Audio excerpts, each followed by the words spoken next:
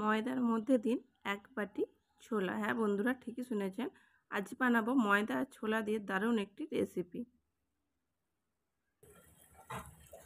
আমি প্রথমে ডোটা তৈরি করে নেব। দিয়ে দিলাম লবণ,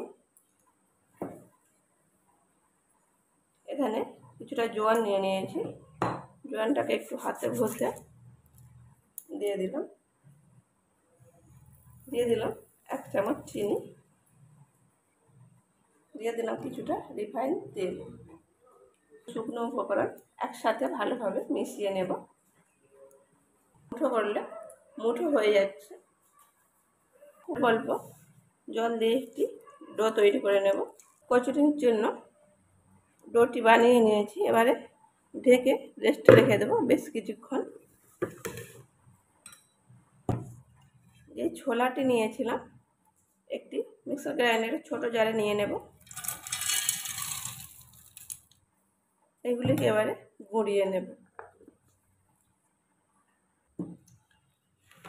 ছোলাকে গুঁড়িয়ে নিয়েছি, এবার একটি চালনির সাহায্যে চালিয়ে নেব।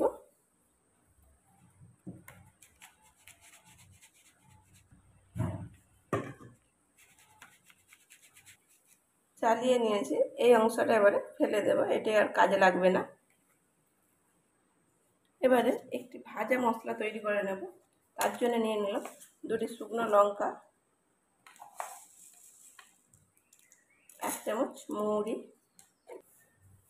ধনে 1 চামচ, গোটা ধনে নিয়েছি আমি, আর দিয়ে দেবো গোটা জিরে 1 চামচ। এখানে কারো কাছে যদি গোটা মশলা না থাকে, এগুলি সব পাউডার থাকে, তাহলে কড়াই একটু গরম করে নিলে টেস্টটা আরও ভালো হয়।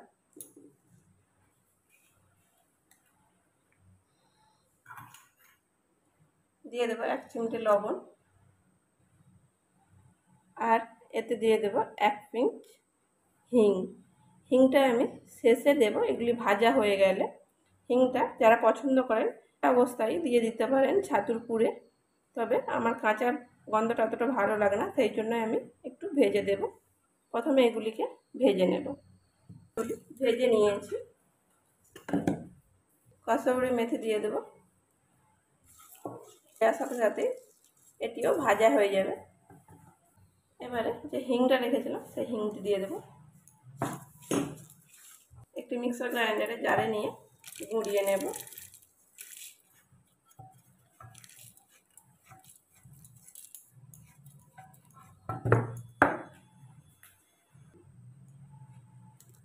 ভাজা মশলা গুঁড়িয়ে নিয়েছি, একটু বাটিতে এই মশলাটি ঢেলে নেব।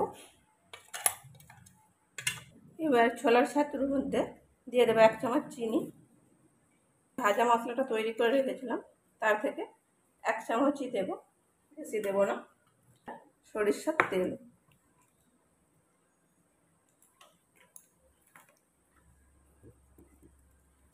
সব কিছু খুব ভালো করে একসাথে মিশিয়ে নেব। আমি যে ভাজা মশলাটা তৈরি করেছিলাম ওর মধ্যে লবণ দিয়েছিলাম, তাই আর এক্সট্রা লবণ দেব না।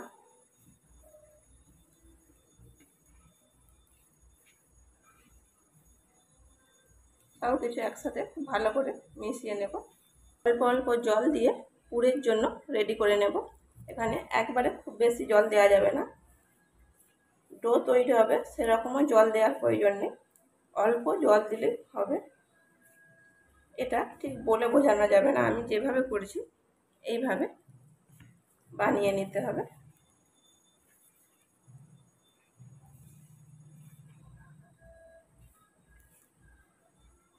সব কিছু একসাথে খুব ভালো করে মিশিয়ে নিয়েছি।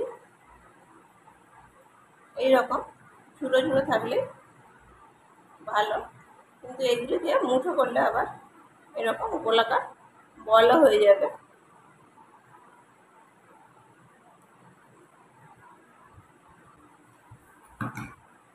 এইবারে ডোটিকে দেখে নেব।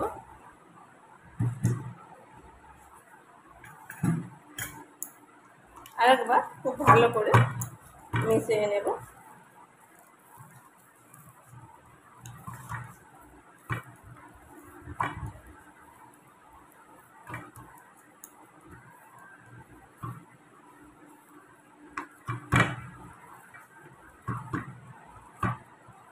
লেচি কেটে নেব। সবগুলি লেচি কেটে নিয়েছি। এবার দু হাতে তালুতে চাপ দিয়ে এরকম পিঠে পুলির জন্য আমরা যে গর্ত বাটির শেপ দিই সেইভাবে শেপ দিয়ে দেব। এর মাঝে এবারে 1 চামচ করে ছাতুর যে পুরটা রেডি করে রেখেছিলাম সেটি দিয়ে দেব। দিয়ে মুখটিকে খুব ভালো করে সিল করে নেব। আবারও এইভাবে গোল করে নেব।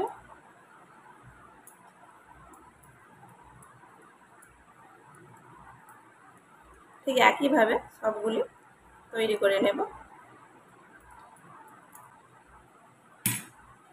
আমি এখানে ছোলা থেকে ছাতু তৈরি করেছি। ছোলার ছাতুর স্বাদটা একটু বেশি হয়, তাই একটু বেশি পরিমাণ দিলে কচুরিগুলি খেতে সুন্দর হবে। সবগুলি একইভাবে পুর ভরে নেব। সবগুলি পুর ভরে যেগুলির মধ্যে ছাতুর পুর ভরে আবার এইভাবে গোল করে নিয়েছি। একটিকে নিয়ে প্রথমে হাতের সাহায্যে এইভাবে একটু বড় করে নেব।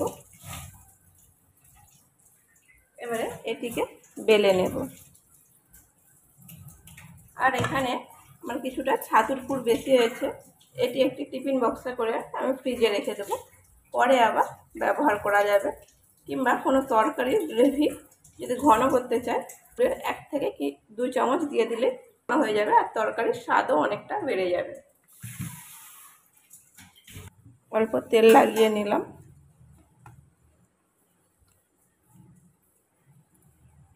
হালকা হাতে বেলে নিতে হবে। বেলে নিয়েছি।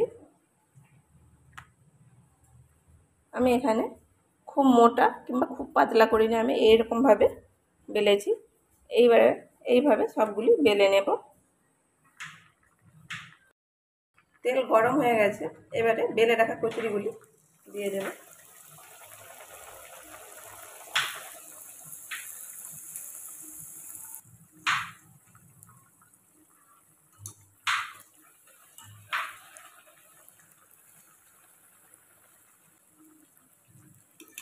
এইভাবে লাল লাল করে ভেজে তুলে নেব।